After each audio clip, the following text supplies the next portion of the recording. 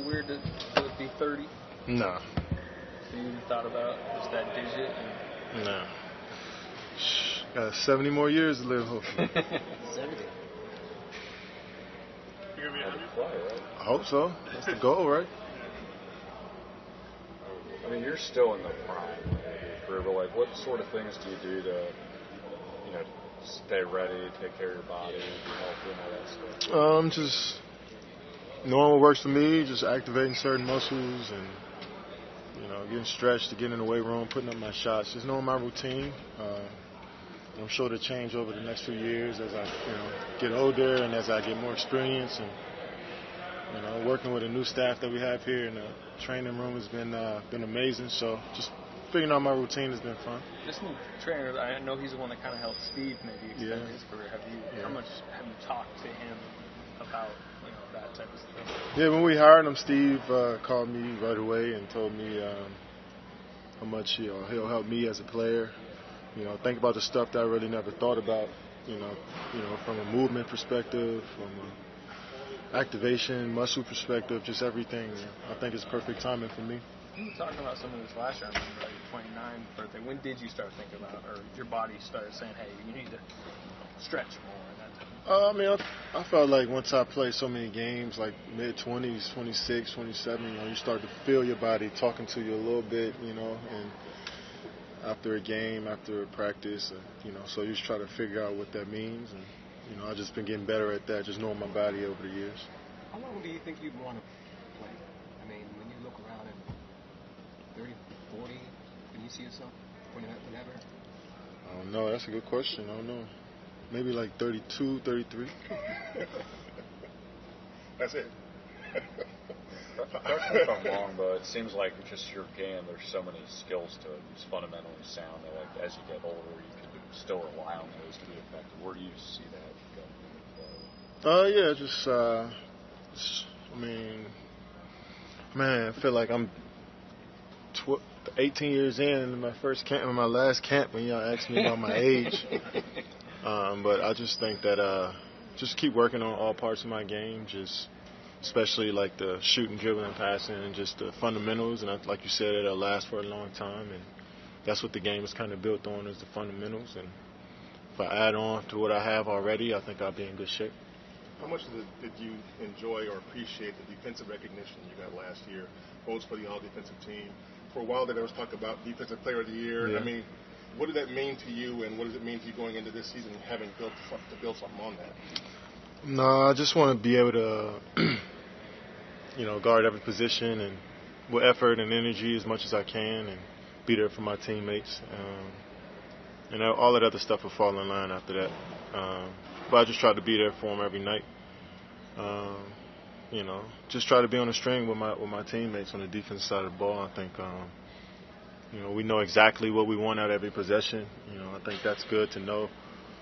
When you want to force a certain shot or force a guy a certain way, and if you make shots, then cool, tap him on the butt and keep walking. But just knowing what you want out there, I think has made it easier on all of us as defenders. Knowing that you're going to be out there a lot of times with the youngsters, Kavan and DJ, Jordan, would that make a difference for you defensively, just knowing that you got to be there for those dudes? We're there for each other. Loon is great at switching. Jordan is too. DJ is very athletic, and we're looking forward to seeing how he plays with the switching and different schemes. So I think we're all on one string. I don't think it's one guy that's just doing everything on the defensive side of the ball. Obviously, you have possessions where Draymond is flying around, but I think for the most part, we're all on one string. When you said that Damian's probably going to start in the first preseason game, and Clay said that he's been impressed by DJ's aggressiveness early in the onset. What have you seen from him? How are you going to approach the game knowing that he's going to start alongside you? No, I'm just saying. I think we are impressed by DJ and his work ethic and how much better he's gotten over the last couple of years, and I know he's excited about that opportunity. We are too. Opportunity to help DJ keep growing and keep getting better. I know he's going to make it easier for our team as well with his athleticism and his smarts on the offensive side of the ball. And once we get the defensive schemes down, and I think he'll be fine.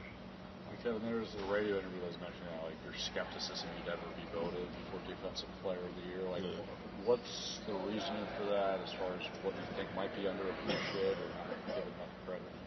I mean, I don't know. I mean, just thought I had. That's how I felt at the moment. Well, how I still feel, but it's my opinion just like y'all have yours. I felt like that was something that I wanted to, answer the question as honest as I could. Sure. I mean, is it more of just the criticism or specific parts of your defense that you don't? I don't know. Enough credit? Man, we could just move past that one. Sure. It's all good. Yeah. You gonna do anything special Saturday besides the game? Nah, probably not. Just hang out with my friends. Is that tough at times, having your birthday that's always like, game one of preseason seems like it's always dropping at an important time in your profession? Nah, I usually just got good people around me, and it's always fun every day. So my birthday comes around, they just show me extra love, so that's cool for me. It's about enough. It's all I need at that point. You've talked before about how important it was for you to win a championship with the team. You've done it twice now. Is it as satisfying as you thought it would be second time around, or are you still looking for more? I mean, is it fulfilling? I don't think we're looking for. I don't think any player in this league is looking for. Well, I'm gonna just speak for myself. I'm not looking for basketball to just satisfy me or fulfill me as a person. Mm-hmm. I mean, I love the game. I love to play. Championships and experience was the best thing I've been through so far in my life. But I wasn't expecting that to heal any problems I had growing up or what I've been going through by myself. Like, I wasn't looking for that to mask anything. I got to face that on my own. So my next question following that is does your basketball accomplishments help you come into focus things beyond basketball and see them clearly and just with a better sense of perspective? Because you can do all these things in basketball, but they don't always affect what goes on in your real life. I just think playing for a team that's selfless and that cares about each other taught me so much about that's fulfilled me more than anything. I think that's my cup has been full being here, just knowing that you can walk in here and be yourself, no judgment, just all love. I think that's more fulfilling than anything, and the championship is the cherry on top. Kevin, how satisfying to know that even after 3 championships, the core of this team is still in its prime. I mean, it seems like there's so much more to come, obviously, not only this season, but seasons to come. Yeah, I mean, it's had some success, and you have some success in the NBA. It's just always a great time, because this stuff, comes and goes so fast.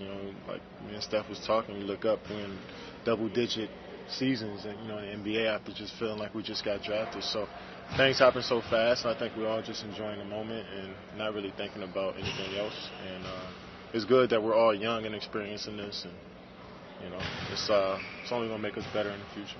What kind of legacy do you want to leave when you're finally finished with basketball? What would you like your career to say? To who? You. I mean, for me or for somebody else? For basketball. What kind of legacy would you like to leave? I mean, I'm just a guy that can score from everywhere, a guy that can, pretty much play a few positions, just versatile. I don't know. I mean, it depends on what you're looking at. Like, just what I do on the basketball court. Or, I just want to be known as a guy that can be relied on both ends of the court at any time, at any angle. He's the second longest tenured guy on this team now. When did Andre get I think he got 3 years on me. Livingston. Who? Yeah, Sean too. Sean got 3 years on me too. You're getting to that point where yeah, I'm the oldest. Is that a lot weirder than just a 30th birthday? Yeah, that is. I mean, because once you hit 30 in NBA years, you feel like you're getting older. And I try to not think about the NBA side of things and just look at it from how my body feels. But when you're walking into the locker room now, you got guys that have been, who are, Jacob was born in 97. And it's like, man, I was a young guy in the locker room for a long time, so to kind of see come full circle, and it's pretty cool actually, but it's also pretty weird. You ready for a 2000s baby to be in the league? That's coming soon. Man, I know. It is coming soon, and but I guess I just got to be prepared for it. What do you think Andre's role is going to be like? I mean, his value is well established, just knowing there's so many more younger guys if you're on the team. Andre looks good in practice. You know, his body looks great. He's moving fast. He looks great. You know, coach, you know, usually controls, you know, how guys, you know, practice, playing. You know, him and Andre have a great relationship when it comes to that. But I think he'll be good. Same role off the bench, defending. If he needs to start, I'm sure he'll be ready. But he's been doing a great job of like helping the young guys out. He's the best at that. What challenges did you guys go through last season when he was out for that extended period of time? Obviously, playoffs that just kind of really illustrate what it means when he's on the floor. We missed his voice. We definitely missed his length and on the defensive side and being able to get off the glass and push. Something that we rely on, especially in transition. And so you've seen how valuable he was not being on the court for us. But his leadership, just his mentality as a player, rubs off on all of us, especially younger guys. And he just sets such a great example. The narrative that CP not getting hurt keeps him with a run. But people seem to forget sometimes that Andre got hurt too. Do you get a kick out of hearing that narrative, or does it mean anything to you at all that people try to replay that?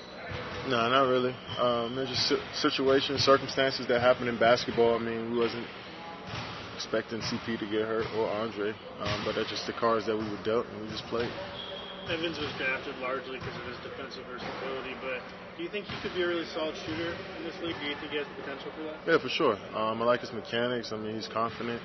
We just want him to shoot when he's open. We want him to be aggressive, and we trust him when he gets that ball. So, you know, he built that confidence at Cincinnati, and hopefully he carries it over here. I mean, it's the same thing. We just want him to be him and play his game, and hopefully he's confident knocking those shots down.